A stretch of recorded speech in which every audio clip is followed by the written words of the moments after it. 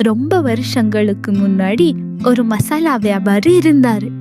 அவருக்கு வயசானதால அவரு தன்னுடைய சொத்தை 3 பசங்களுக்கும் பிரிச்சு கொடுக்கணும்னு முடிவு பண்றாரு. இங்க பாருங்கடா, எனக்கு வயசாகிட்டே போகுது. அதனால நான் சம்பாரிச்ச இந்த சொத்தை உங்க 3 பேருக்கும் பிரிச்சு கொடுக்கணும்னு முடிவு பண்ணிருக்க. நான் சொத்தை 3 பங்கா பிரிச்சிருக்கேன். 1 என்னுடைய வியாபாரம், 2வது பங்கு 1000 தங்க காசு, 3வது பங்கு இந்த வீடு. 3 பேருக்கும் எது வேணும்னு சொன்னீங்கன்னா நான் அதை அவங்களுக்கு கொடுத்துருவேன். அப்பா, நான் உங்களோட பெரிய மகன், அதனால எனக்கு உங்க வியாபாரத்தை ஒப்படைச்சிடுங்க. மிச்சம் இருக்க 2ஐயும் தம்பிங்களுக்கு கொடுத்துடுங்க. முடியாதுப்பா, எனக்கும் உங்க வியாபாரம் தான் வேணும். அது 1 இருந்தாலே இந்த மாதிரி 2 வீடு வாங்கலாம். ஜனங்களுக்கு நம்ம கடை மேல அவ்வளோ நம்பிக்கை இருக்கு. அதனால அவங்க வேற கடைக்கு போகாம நம்ம கடைக்கே வராங்க. வியாபாரமும் நல்லா தான் நடக்குது. ஆமா அப்பா, அண்ணன் சொல்றது சரிதான். அந்த வியாபாரம் இருந்தா சில மாசத்திலேயே 100 தங்க காசுகளையும் சம்பாதிச்சிடலாம். அதனால எனக்கும் அந்த வியாபாரம் தான் வேணும். 3 பேருக்குமே என்னோட வியாபாரம் தான் வேணும்னு சொல்றீங்க.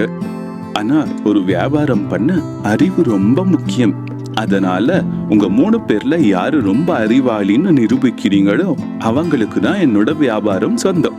மிச்ச 2 பேரும் வீட்டையும் காசையும் எடுத்துக்கணும். சரி அப்பா, இப்போ நாங்க என்ன பண்ணணும்னு சொல்லுங்க. சொல்றேன், கேளுங்க. அந்த வியாபாரி தன்னோட 3 பசங்க கையிலையும் ஒவ்வொரு தங்க நாணயத்தை கொடுக்கறாரு. உங்க 3 பேருக்கும் ஒவ்வொரு தங்க நாணயத்தை கொடுக்கறேன். நம்ம வீட்டுக்கு பின்னாடி 3 இருட்டு காலி அறை இருக்கு. நீங்க இந்த காசுல எதை வேணாலும் வாங்கலாம். ஆனா அந்த அறை முழுக்க நிறையணும். யாரு நிறைச்சி காட்டுறீங்களோ அவங்களுக்கு தான் என்னோட வியாபாரம் சொந்தம். இந்த வேலைய எப்ப முடிக்கணும்னு சொல்லுங்கப்பா.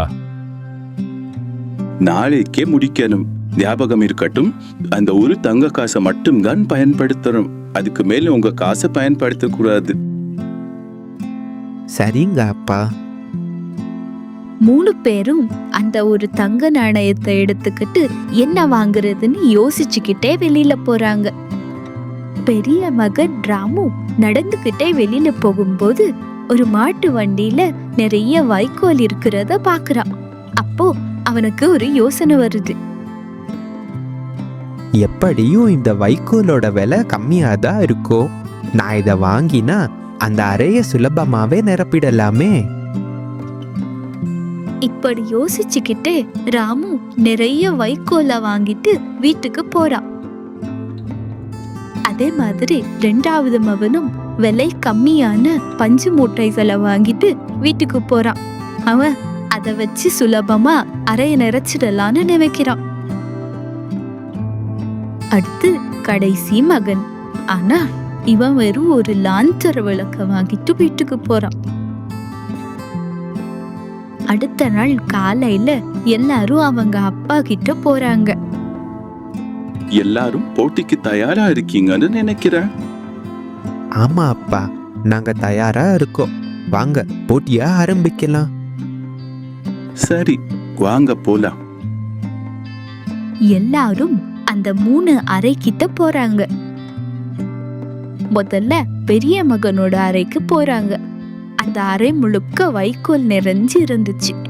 ஆனாலும் கொஞ்சம் இடம் காலியா தான் இருந்துச்சு. ஏன்னா அதுக்கு மேல அங்க வைக்கோல நிறைக்க முடியாது.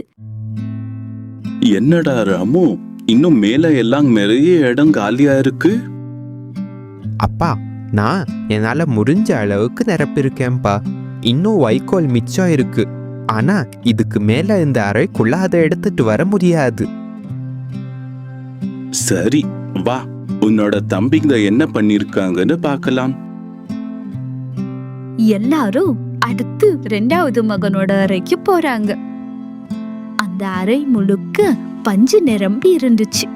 ஆனா இந்த அறையிலும் அங்கங்க கொஞ்சம் இடம் காலியா தான் இருந்துச்சு. என்னடா குமார், உன்னோட அறையும் அங்கங்க காலியா தான் இருக்கு.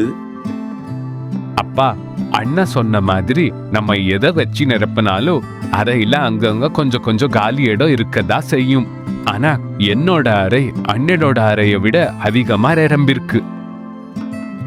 ஆமா குமார், ஆனா இன்னும் உன்னோட தம்பி அறை பாக்கி இருக்கு. அதையும் பார்த்துட்டு நம்ம கடைசி முடிவு எடுக்கலாம். சரிப்பா, வாங்க போலாம். இப்போ எல்லாரும் கடைசியா 3வது மகனோட அறைக்கு போறாங்க. ஆனா 3வது மகனோட அறை மொத்தம் காலியா தான் இருந்துச்சு. அப்பா, இவனோட அறை காலியா இருக்கு. அப்படின்னா அந்த வியாபாரம் எனக்கு தான் சொந்தம். என்னடா சின்னவனே, ஏன் உன்னோட அறையில எதுவுமே நிரப்பல? அப்பா, நானும் ரொம்ப யோசிச்சு பார்த்தேன். ஆனா எந்த பொருளை வச்சு இந்த அறையை நிரப்புனாலும் அண்ணனுங்க சொன்ன மாதிரி கொஞ்சமாவது காலி இடம் கண்டிப்பா இருக்கும். அதனாலதான் நான் இந்த லாந்தர் விளக்க வாங்கிட்டு வந்தேன்.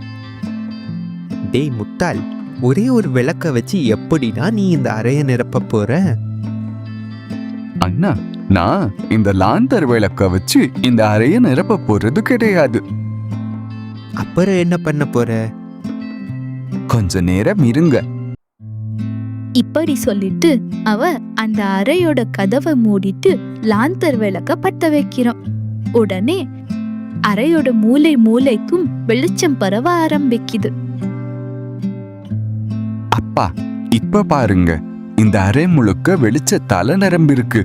கொஞ்சம் கூட காலியான இடமே இல்ல.